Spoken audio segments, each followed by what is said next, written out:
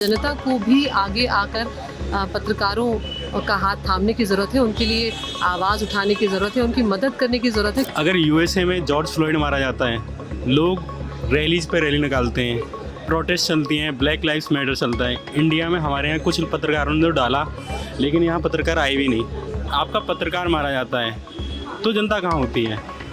तो अगर जनता ही नहीं उठेगी तो पत्रकारों को कोई नहीं बचा सकता। प्रेस इंडेक्स में हिंदुस्तान अब सबसे निचले स्तर पे पहुंच चुका है, क्योंकि जिस तरह की ताकतें इस टाइम सरकार में बैठी हैं, उन्हें किसी भी तरह की फ्रीडम ऑफ एक्सप्रेशन से, विरोध की आवाज़ों से उनको नफरत है। छत्तीसगढ़ के बीजापुर जिले में स्वतंत्र पत्रकार मुकेश चंद्राकर की मौत का मामला तूल पकड़ चुका है। 120 करोड़ की लागत से बन रही सड़क में भ्रष्टाचार को उजागर करने की वजह से मुकेश की कथित हत्या की गई। हालांकि पुलिस ने आरोपियों को गिरफ्तार कर लिया है, लेकिन पत्रकारों की सुरक्षा को लेकर अभी भी तरह तरह के सवाल उठाए जा रहे हैं।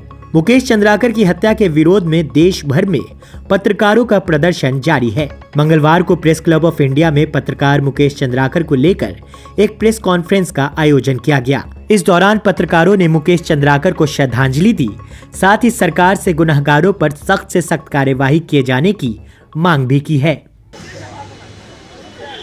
मुकेश हमारे साथ एनडीटीवी में काम भी करते थे, तो हमारे लिए एक पत्रकार को खोने के दुख के साथ साथ हमारे साथी को खोने का भी एक बड़ा दुख है। और वो ऐसा साथी जो बहुत दिलेर था, जो बहुत जाबाज था। और सबसे दुखद ये है यहाँ पर कि अपना काम करते हुए उनके साथ ये हुआ जो नहीं होना चाहिए था। और यहाँ पर हम देख रहे हैं कि क्या स्थिति पत्रकारिता को लेकर चल रही है। तो कहीं ना कहीं मुझे लगता है कि अब इस वक्त शायद सबसे ज़्यादा ज़रूरत सिर्फ इतनी नहीं है कि हम पत्रकार जो है वो एक दूसरे का हाथ थामे। अब शायद जनता को भी आगे आकर पत्रकारों का हाथ थामने की ज़रूरत है, उनके लिए आवाज़ उठाने की ज़रूरत है, उनकी मदद करने की ज़रूरत है, क्योंकि पत्रकारिता है ही जनता के लिए, है ही जनता के साथ। तो शायद अब मुझे लगता है वो वक्त है जब जनता को भी पत्रकारों की मदद के लिए आगे आना चाहिए।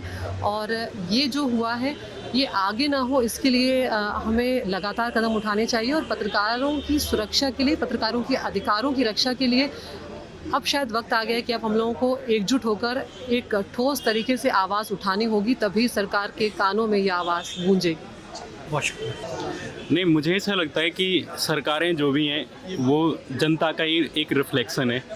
और अगर जनता ही सरकार को जैसी जनता होती है वैसी वो सरकार चूज करती है, और वैसे ही उस देश में पत्रकारिता की स्थिति होती है।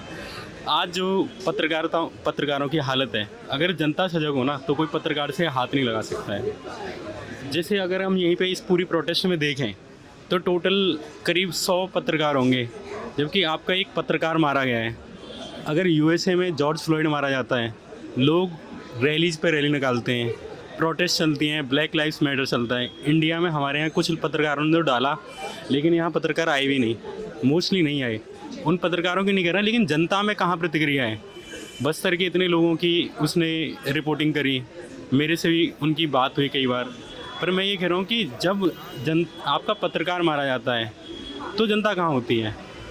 तो अगर जनता ही नहीं उठेगी तो पत्रकारों को कोई नहीं बचा सकता, ना सरकार बचा सकती, ना कोई और बचा सकता। देखिए, पहले तो बेहद अफसोस है कि मुकेश के साथ ऐसा हुआ। मैं पर्सनली तो नहीं जानती, लेकिन ख़बर देख के जब मुझे पता चला आज उनकी प्रोटेस्ट में मीटिंग हो रही है, उसमें मैं आई हूँ। लगातार ख़ास तौर से पिछले 10 साल में जिस तरह पूरे लोकतांत्रिक ढांचे पे हमला है, उसमें एक बड़ा हमला पत्रकारिता पे है। और पत्रकारों पे हमले जिस तरह बढ़ रहे हैं, चाहे वो इस तरह हों कि मार ही दिया जाए मुकेश चंद्राकर की तरह या गौरी लंकेश की तरह, या उनको चुप करा दिया जाए, उनको नौकरियों से निकाल दिया जाए, या पूरा जो सिस्टम है, चाहे वो अखबार हो, चाहे वो टेलीविज़न चैनल हो, उस पे बोलने की आज़ादी ही ना दी जाए। प्रेस इंडेक्स में हिंदुस्तान अब सबसे निचले स्तर पे पहुंच चुका है। और मुझे ऐसे हालात अभी नहीं लग रहे कि कुछ सुधरेगा, क्योंकि जिस तरह की ताकतें इस टाइम सरकार में बैठी हैं, उन्हें किसी भी तरह की फ्रीडम ऑफ एक्सप्रेशन से, प्रतिरोध की आवाज़ों से उनको नफ़रत है। वो नहीं चाहती कि कोई भी किसी भी कोई भी सवाल उठे इस देश में, तो हालात आने वाले दिनों में और मुश्किल होंगे। और इसमें ये समझना ज़रूरी है कि चाहे हमारे जैसे एक्टिविस्ट हों या आपके जैसे पत्रकार या किसान जो अपनी लड़ाइयाँ लड़ रहे हैं या औरतें, हम सबको मिल के इकट्ठा लड़ना होगा। ये जो हमला है अभिव्यक्ति की आज़ादी पे, इसके लिए लड़ना होगा और हिम्मत नहीं हारनी होगी।